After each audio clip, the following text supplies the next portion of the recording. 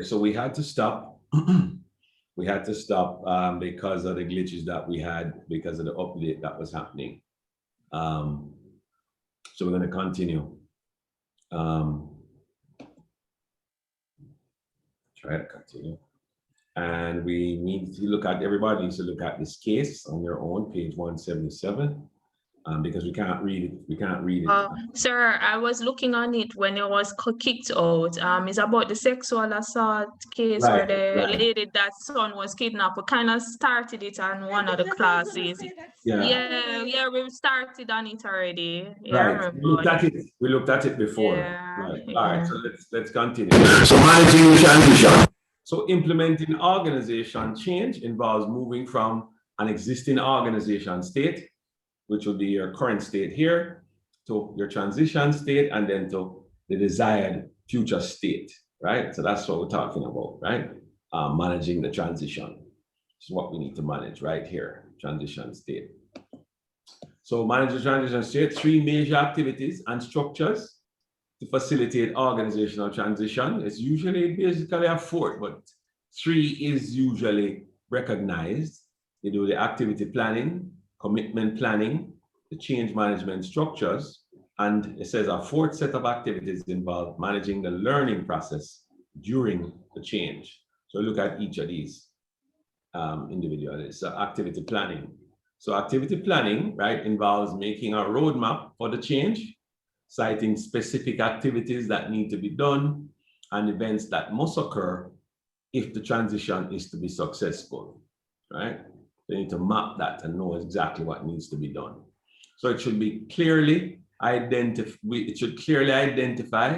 and integrate discrete change tasks, or the different isolated things that needs to be done, the individual things that needs to be done. You need to identify those, and it should explicitly link to the organizational change goals and priorities. It's pointless for you to have activities because they're nice to do and they're not doing anything to link you to the organization's change goal and what the desired outcome should be, right? So it needs to be linked to it. Activities planning also should gain top management approval. And we said without top management approval, some things will just not happen. So you need to make sure that you gain top management approval for the activities that you're going to be doing. It must be cost effective, right? And remain adaptable as feedback is received during the change process.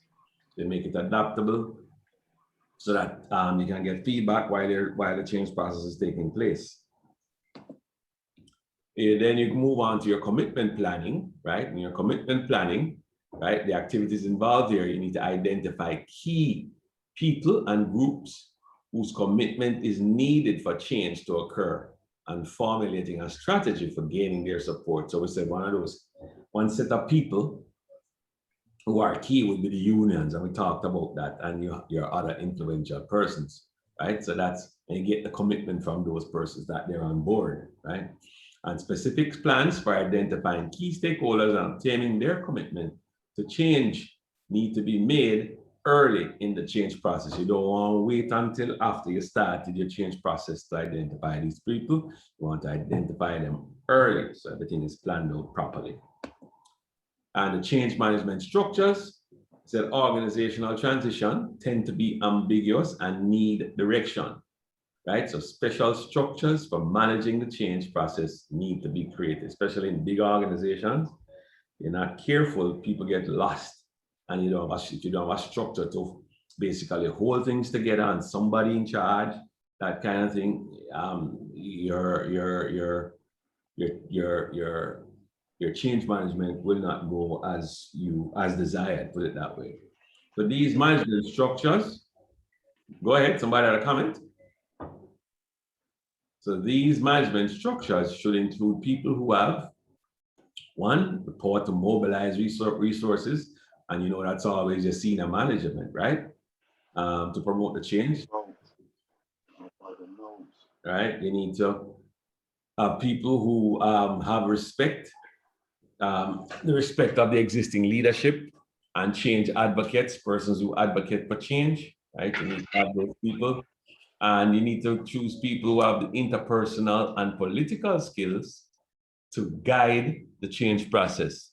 So you don't want persons who are not who have poor interpersonal skills, persons who do say morning to people in the morning, good morning to people in the morning, passing them by. You don't want to choose those persons. You want persons who have good interpersonal skills. Sort of like a rule, right? Or Shagari, or any of you guys, because I see how you guys operate. So I think you guys have good interpersonal skills. So you guys are the kind of persons who you want. You don't want somebody who's an introvert, right? So the introvert will have their place, they might be very smart, but they're not persons who socialize. So, you have to be careful who you choose, right? So managing the learning process is the fourth one. So we say most organizational change involve the acquisition of new knowledge. And we talked about the learning organization last time, right? And the knowledge management. We spoke all about that last unit, right? So you're going to acquire some new knowledge and skills to support your new behavior, because you're almost a changed organization, right? So the first learning practice, you want to firstly create your learning practice, create a system view of the organization. Involves creating a model of work and change that allows individual organizational members to see how their efforts contribute to the organizational functioning and performance. What I used to do at Cadbury's as head of TQM is I used to put up in every department, I used to put up how much was produced every shift, what was our performance, what was our benchmark. I used to put that up on notice board so people could see what they're doing and how it influenced the organization as a whole. So these are some of the things you might want to be talking about in terms of your learning organization or your learning process. Because before that, nobody knew how much they produced every shift. They didn't know it fit into the entire organization. So I used to do that when I came on as TQM. So when people see how they're... Go ahead. Yes, go ahead. Sir, you know that I used to work in a chocolate factory in 2018, sir. Where? In St. Mary? No, in Youngstown, Ohio. Oh, really? Belmont Confection. Yeah, man, Belmont Confection. We used to make energy bars, sir. You know that I noticed that they would always put up the amount produced, sir. Yeah, like man. So sometimes we produce like 200,000 bars per day. And yeah, we used to produce like 200,000 bars per day and a 16-hour shift and stuff like that, Exactly. I never know that it was like a motivator there to show that. Yeah, man. And I used to graph it too. I used to graph it on a daily, weekly, and monthly basis. Sometimes I switch it to the quarter and all of that kind of stuff.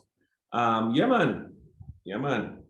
I put up all of these kind of things. I never know. I'd put up those, and I used to run a newsletter also, right? I actually found one of the newsletters that I used to run. Them time I had hair, I had a mustache, all of that kind of stuff from back in the day. Yeah, man. I mean, I believe that's important. Do we have a newsletter thing in UTech? Rule? Never. Have we ever had it? I guess not anymore, because we have the bulletin. What's it called? We have one that comes through our broadcaster. Broadcaster, right? I think, and one that HR sends out, but I've not seen the HR one in a while.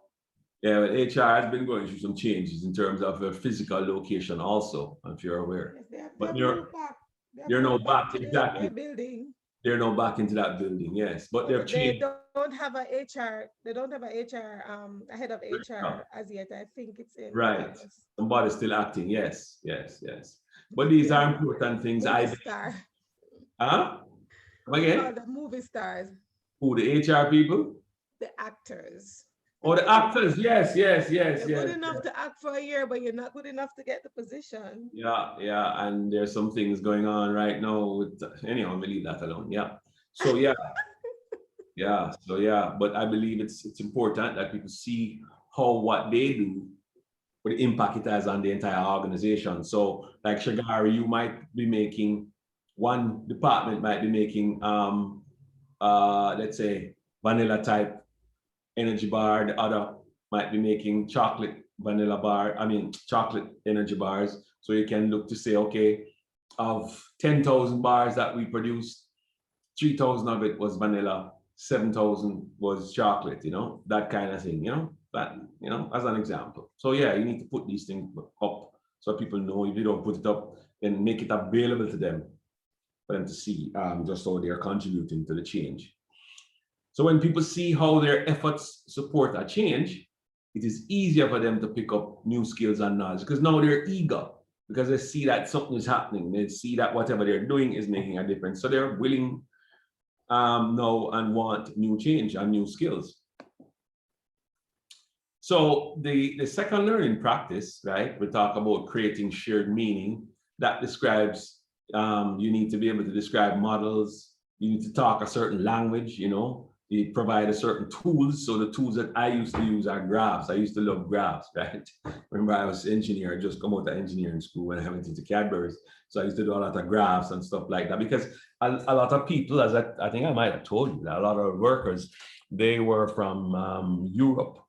A lot of them were in World War II, so they couldn't really read English that well. But if you draw them a picture, a graph, they could see things going up. They could see a trend line, so things are improving, that kind of thing. If it wasn't improving, they could see it going down. So yeah, I used to do a lot of that. So you have models, you have the whole total quality management, language, the tools and processes that provide people with a way of making sense of the change. You know what I mean? So I thought graphs was my best tool back then, right? And sometimes I do the process. I draw the process diagrams to show them each process, you know, where they fit into the process, that kind of thing. So by creating common ways of viewing the change, work, customers, and the new organization, people develop a shared view of the new reality. So I've lived that reality, thankfully. So the third learning practice, we're talking about engaging in after action reviews or other process that reflects on experience. In this activity, initial attempts to try out new activities, new processes, or new behaviors are assessed and reviewed, right? So the organization members get to ask all questions, because we used to have regular meetings where you would still do brainstorm and that kind of thing. And we'd be able to tell them how well we were doing. Give me 1 second, please.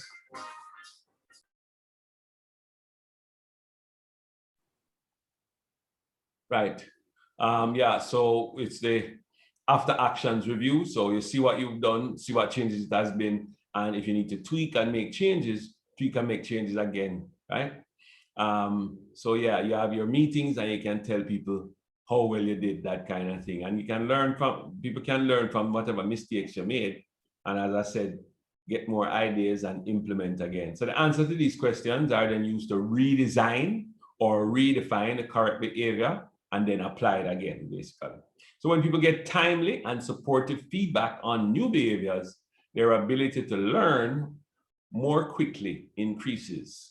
So you want to give timely feedback. You don't want something to happen and you wait for a whole year before they say, you know, last year we did X, Y, Z. You want to say, you know, last week or last month or last quarter, we did this. What can we do to improve it, kind of thing.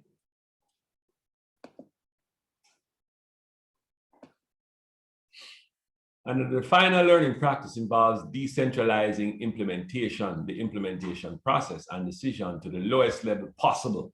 We're not saying it must go to the lowest level, you know, like the guy who washed the toilet and all of that.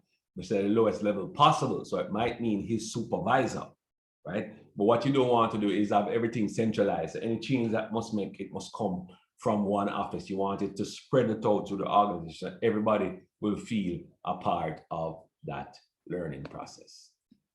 We do have another case study, but all case studies, it seems to me, we have problems with it unless we want to try again. So we'll maybe come back to that.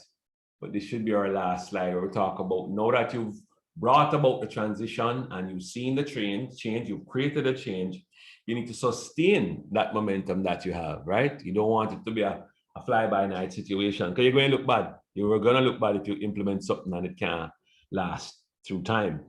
So a strong tendency is going to exist among the organizational members to return to old behaviors and well-known processes unless they receive sustained support and reinforcement to carry the changes through to completion. Some of the activities: So activities can help to sustain momentum for carrying changes through to completion. Some of these activities are providing resource for change. So it might be financial, it might be human, it might be technical, where you're sending persons on training, where it comes down to new development and new competence and development, but you're still providing that resource, right?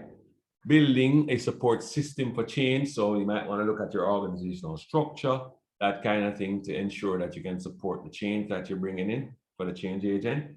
And as I said, develop new competencies and skill. So, as I said, send persons off to training, that kind of thing. Reinforce new behaviors and stay the course. You need to stay the course because you don't want to look bad. So you keep reinforcing this, you keep reinforcing and bigging up what TQM, what continuous improvement can do, that kind of thing. All right, so I think that ends the unit, the last unit, unit 6, right? I'd really have loved for us to go through these cases, unless persons will read for us. So let's try and read through. Can you bring up, you have to stop sharing. Page I found 181. You found page 181? Yes, I have, but you All need right. to stop Yes, sharing. I'll give you that and then we can read that. Give me a second.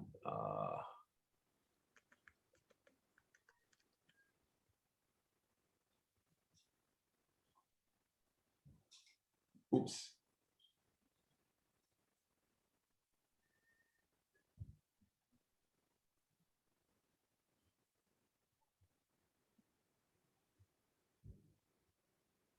Oh, you do have the co-host already, don't you? Yes, I do. Yeah, so go ahead. Let's bring it up and we'll read. You can start reading it. 181. You're still sharing. Huh? You're still sharing. Okay.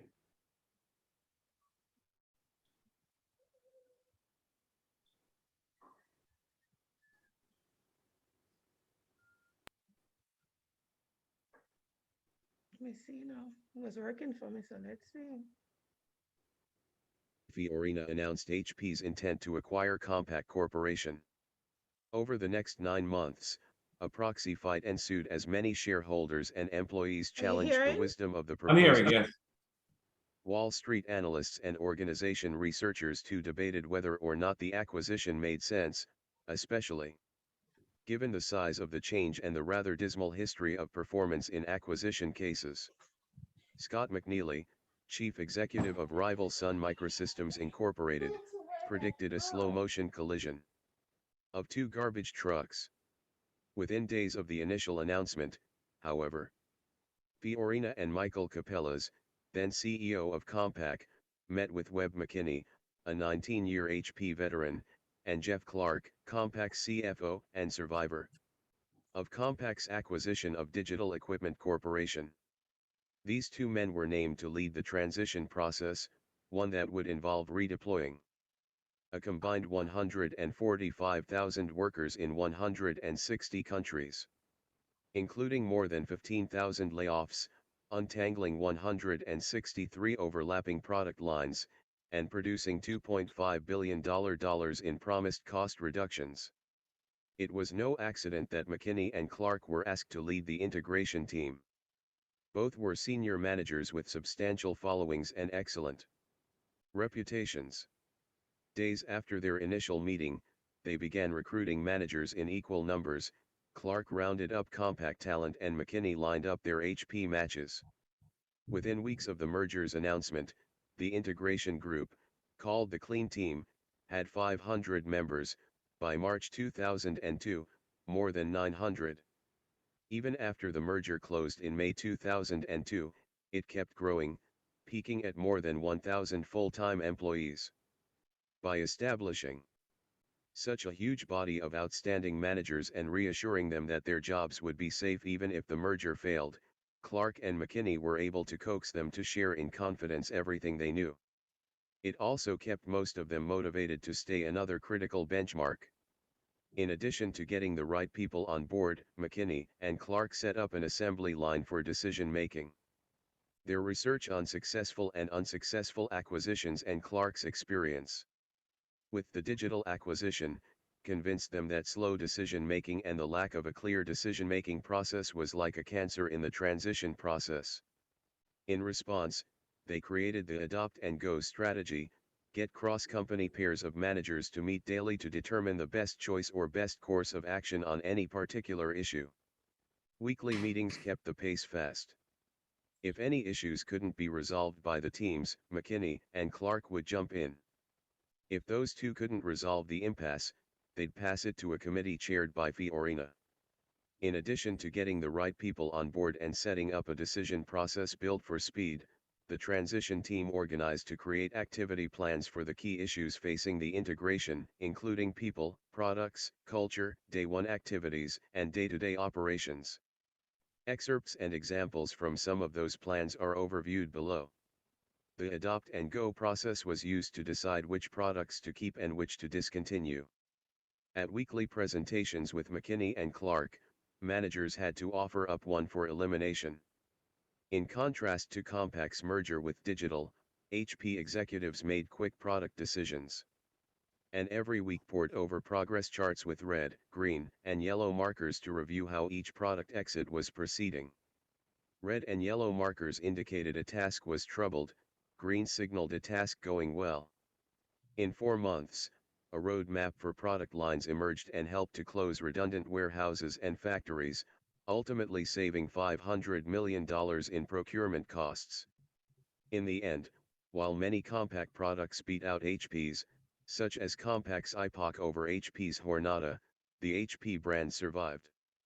The Adopt and Go process also helped HP make the hard decisions about personnel appointments.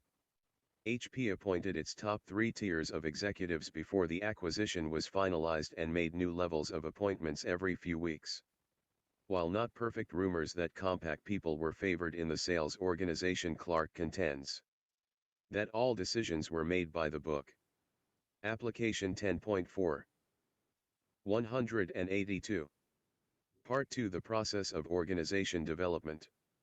HP created a team to deal specifically with melding the corporate cultures and hired consultants to document the differences. To address perceptions that Compaq employees were a shoot from the hip cowboys and that HP staff were bureaucrats, the team created a series of cultural workshops. They were designed to identify the various cultures and subcultures, and then integrate them. For example, key sales managers and about 24 salespeople from both HP and Compaq held a workshop designed to address sales integration and transition issues. Many attendees first looked at each other suspiciously. Following some icebreaker exercises, however, an HP representative talked about how they had been working with key customer SBC, the telecommunications company. That was followed by a Compaq rep discussing how they sold to SBC. Then the big group drew up a 100-day work plan for selling to SBC in the future, including a weekly conference call for the team every Friday. The progress from these sessions was tracked by a team of 650 part-time internal cultural consultants, who also continued in their normal jobs at the company.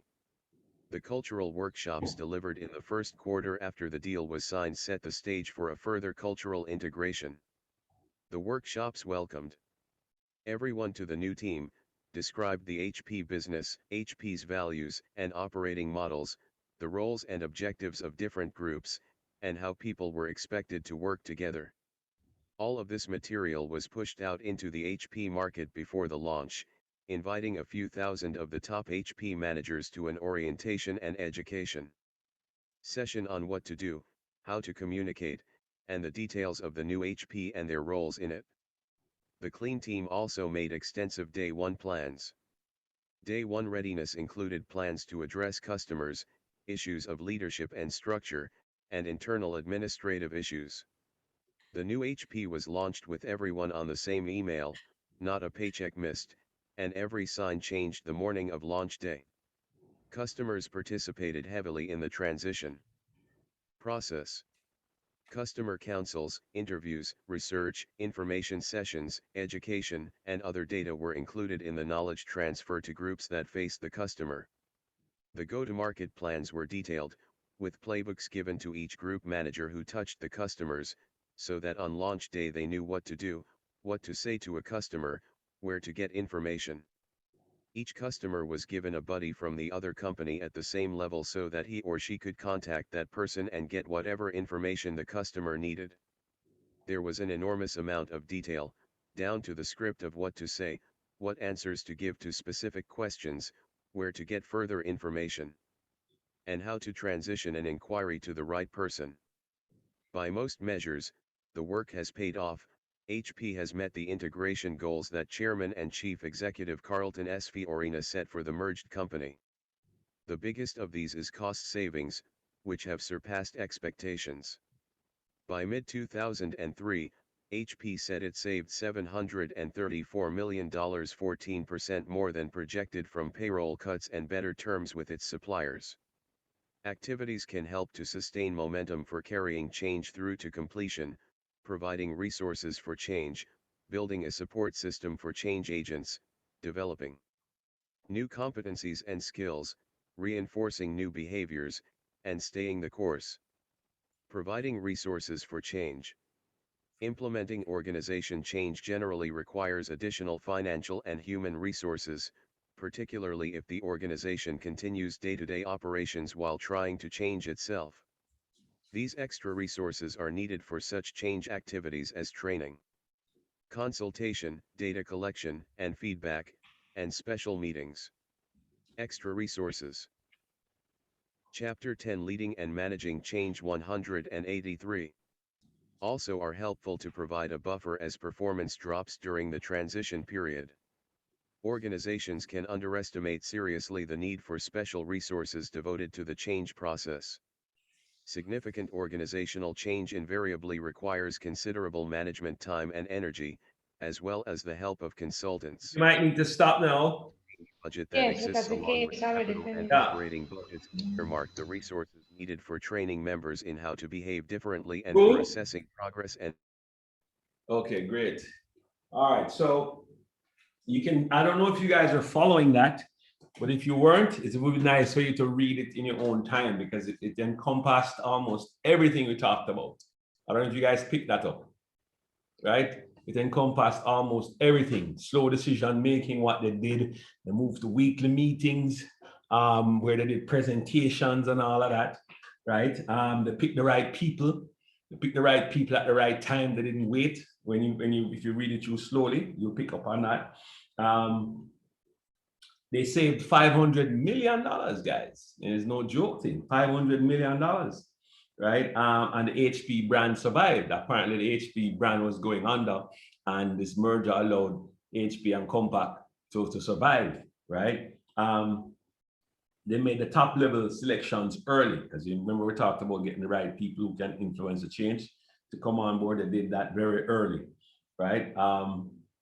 And they made the selection fair. They played by the book. So when you read it slowly, you'll see what I'm saying to you, right? And they developed teams, because they're two different companies. They developed teams to melt the cultures together, right? They had cultural workshops, that kind of thing. So everything that we've actually done in all the units have come together in this case. All right, so it's not a bad case to understand.